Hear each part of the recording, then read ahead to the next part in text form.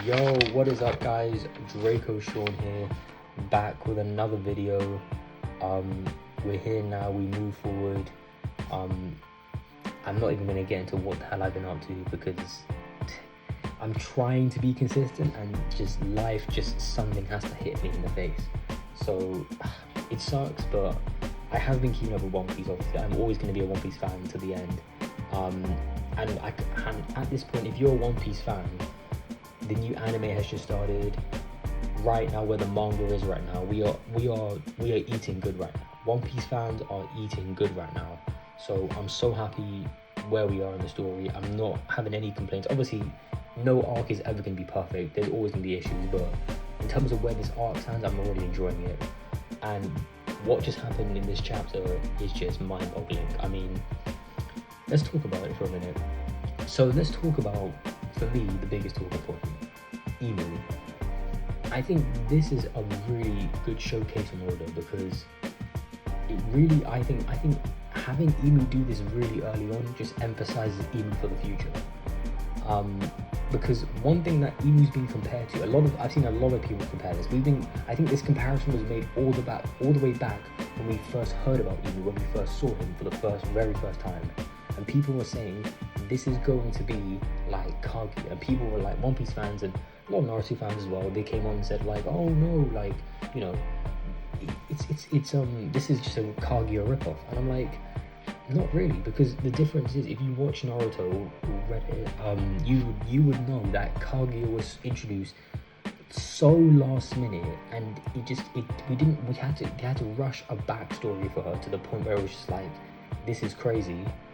And now I think with Imu, because we're getting Imu this early on in the story, and there's a lot of chapters to go still. One Piece has still got a long way to go. There's so many things that happen with Imu. So I'm really happy Oda's given us this, and I'm really happy it's happening in Elbaf. Because I think right now, because of how strong Luffy is, and even Loki as well, but both of them are, I don't see how anyone can truly threaten them.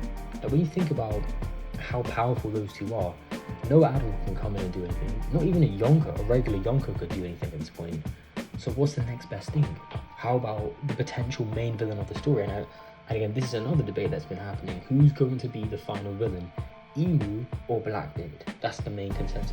I don't think it's going to be anyone else. I'll be very surprised if it's anyone else, but I think it is mainly between those two. I've seen a lot of people prefer Blackbeard, and I understand why. Because we've known Blackbeard the longest. He's the guy that's meant to be Luffy's opposite, but I'm going to be honest, I'm not going to get into too much in now, but with Blackbeard, I do have some issues. I think I love Blackbeard as a character and as a pirate. I think he's arguably one of the best pirates in the series, and I really do enjoy Blackbeard. But when we're talking about the final villain of the story, we're talking about a final villain. When I think of a final villain, I think of a villain that's going to strike, he's going to put, he's going to give me some tension, who's going to make me feel scared, who's going to show me some incredible feats. When I look at Blackbeard right now, and I'll be honest, even though Blackbeard has risen up the ranks really well in the world, he's obviously now become a Yonko, he's got a big pirate crew, he's recruited some powerful guys, he's hunting devil fruits, he's doing his thing. But for me, I've still yet to be truly impressed by Blackbeard.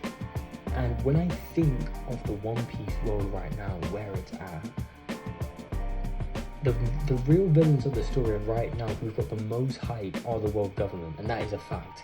Now, Blackbeard can come in and do something. We have to see that, because I'm sure Oda is going to give Blackbeard his time as well, definitely. And it still could be up for grabs, he could be the final villain. But for me, I prefer Imu, because the world government are the true villains of the story. They are the true power of the world.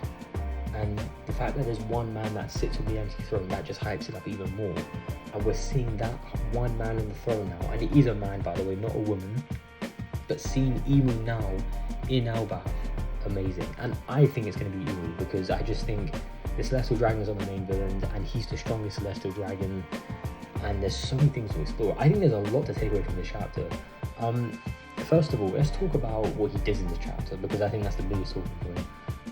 I've never seen One Piece fans cope more hard, or specifically Straw Hat fans cope so hard than they are doing right now. I mean, I can't believe there are actual Zoro fans and Sanji fans trying to be like, oh my god, no, Emu did this to Sanji and did this to Zoro, therefore Sanji looked better. Oh, this guy looked better.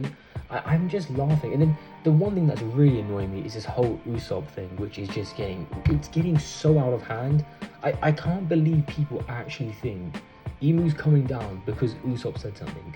Usopp right now, and I'm gonna say this, I appreciate what Oda's done for Usopp as a character, because Usopp's whole arc in the story is a very character growth based thing. It's not really based on his strength, even though he needs to get stronger.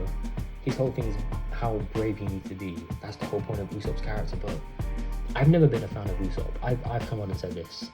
I've never been a fan of Usopp. And look, we'll see what Oda does with him, but I've never been a fan, and I cannot believe it. It's getting to the point now where people are actually like going on about this whole, why God, Usopp said this and Emu's now come down. I'm like, yes, Usopp, that's an Usopp W, it's an Usopp L, because I don't know, it just feels like at this point, like, it feels ridiculous. Like, we're now given this ridiculous, we're feeding into this now, that Usopp's now done something amazing, come on. And then now we're having One Piece fans or Zoro and Sanji fans saying, oh my god, no, we can't have our main characters getting defeated. Guys, if the Straw Hats go into every arc beating every single villain, what is the point of us as fans watching the show? What is the point? There's no point at all. Because at the end of the day, this is potentially the final villain of the story. How the hell can, if Zoro and Sanji, who aren't even as powerful as Luffy, you know, if they beat Emu, what's the point? Or if they put up a fight, then that doesn't make Emu look good at all. It doesn't really build up the stakes, it doesn't build up the tension, and I think as One Piece fans, we need tension right now in the story. We need some stakes. And this guy coming in, what he just did, cutting off fingers, cutting off limbs, one-shotting some of the strongest characters, this is what we want to see from Emu. And I don't know what's going to happen now, because now we see at the end of the chapter, Loki's going to confront him. And I think, honestly, Loki's another one we're looking at, like, how powerful is he? Because Loki, I think, right now is potentially, if we're doing the power scaling thing, I think Loki might be top 5 in the world right now. You could genuinely make the argument. He could be stronger than all the current Yonko, and maybe the only person above him is potentially the guy he's facing up right now is Emu. But I don't know. I mean, I think right now, Emu right now, I mean, Emu being this strong is not surprising, because we're talking about the guy who rules the world here, so. But there are limits to his power, definitely. There is definitely a limit, because I don't think if he was this strong, I think he would go around just killing everyone. Like, I think there's obviously a limit to what he can do, obviously. And I'm sure he doesn't also like to get his hands very dirty as well. But one thing also, that's a really important note, but we'll see how that goes. But I just wanted to get the whole Zoro Sanji Usopp thing out of the way, because I just think it's ridiculous, honestly. But that people, like, you've got Straw Hat fans really trying to glaze Usopp and I don't know, trying to get angry when Emu's knocking out Zoro and Sanji. I'm like, guys, this is the final villain of the story. As One Piece fans, we want to see the villains look good. I always say this, when you're watching a show, or when you're reading a manga, whatever, a show is only as good, or a shonen manga specifically, or whatever it is, a show is only as good as the villain who's in it as well. And the villains need to look good as well. That's just a fact. Obviously, it doesn't really build up the hype for the arc itself. Do you know what I mean? So I think it's really good to see what Emu's. I'm really happy. I personally want Emu to come in there and just decimate the Straw Hats. And I've seen people talk about potentially there being a time skip. Shout out to O'Hara, but I saw in his video he mentioned about a time skip, and I was like, yeah, that would be very interesting. I don't know if Oda would do that, because this could end in a couple ways. Now, if Emu loses here, I will be very mad. I will be fuming, because I think that will be just a waste of everything. I don't think that's going to happen, because I think Oda's hyped up Emu now to a point now. You can't just have him be defeated by Luffy. But I think something is going to happen clearly, but we'll see what happens. But I think one thing that I think people aren't talking about in this chapter, I think, is Emu is a Lunarian.